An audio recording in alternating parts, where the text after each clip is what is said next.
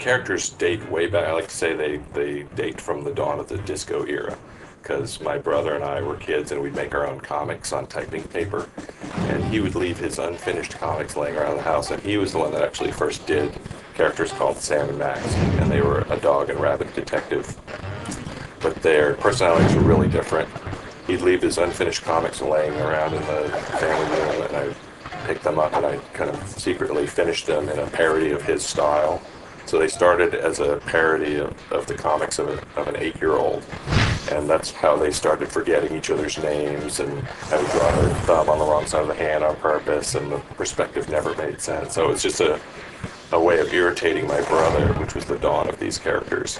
It was 1978. He wrote me this little document that said, "I don't care about these characters. You can draw them from now on."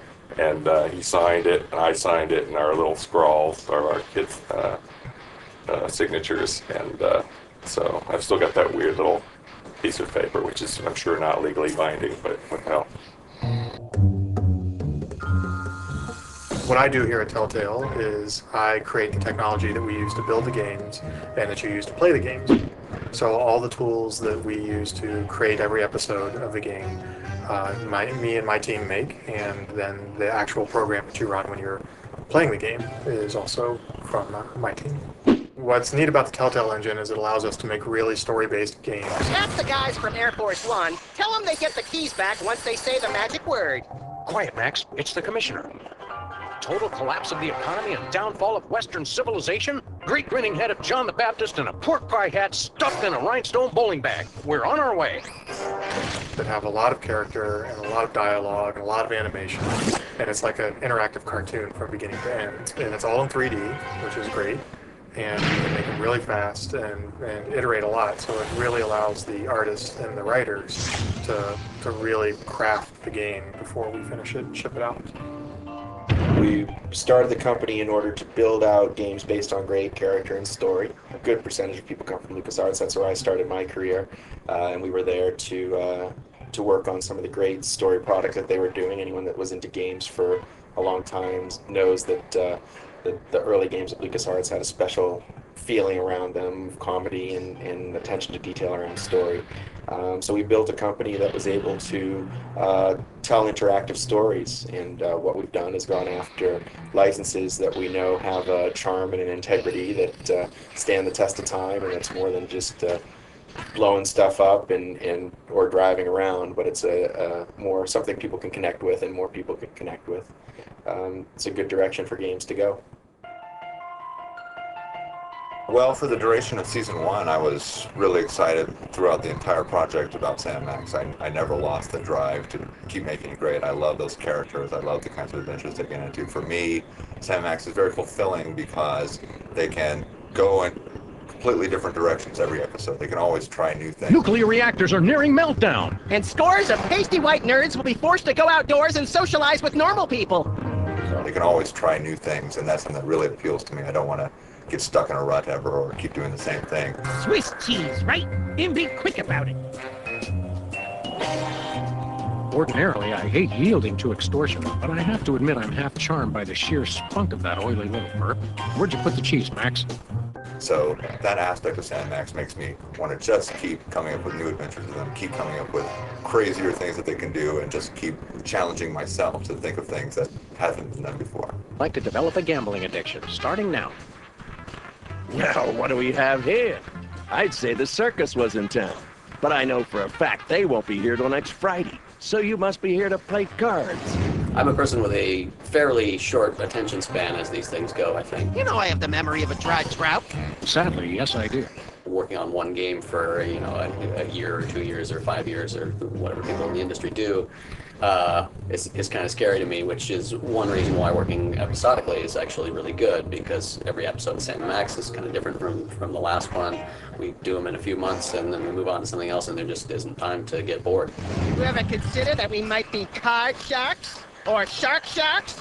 You know, the kind that eat people for being overconfident? My responsibilities here at Telltale are overseeing the entire art production for Sam and Max, and constantly in discussions and brainstorms and director sessions with the environment artists. I'm pretty much in control of working with Steve Purcell and getting the character concepts going and overseeing the modeling, the animation process for these characters.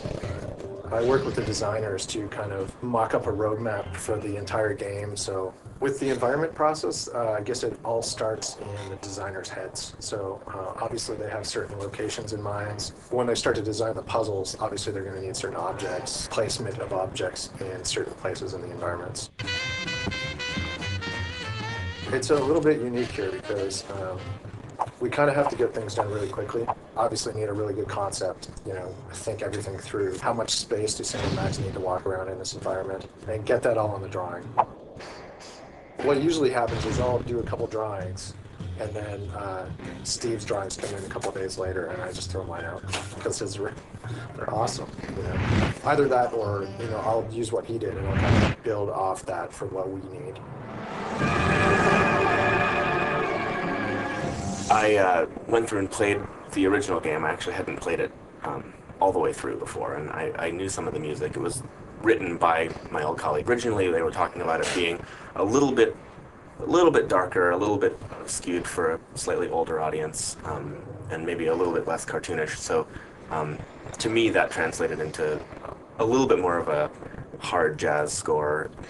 Fortunately, the scope of the project was large enough that we were able to afford hiring some live players to come in and add their talents to the score. And that, the score is as much, I share the credit for it with them because they brought so much to those sessions. And, it's amazing what 3 guys can do to bring a score like this to life.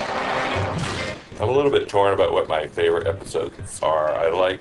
For me, the first time I saw the new version of Sam and Max's car, the DeSoto, driving down the street, I was so pleased because I had talked to Dave Bogan, the art director, about redesigning the car, and I had found a picture of a DeSoto online in 1960, and I had drawn on top of it on a Wacom tablet and done a new kind of a rat rod design for it, sent it to him. And when I saw the model of the car they built, I was so pleased, and getting to see it for the first time driving down Sam and Max's street was really exciting for me. And my next favorite episode,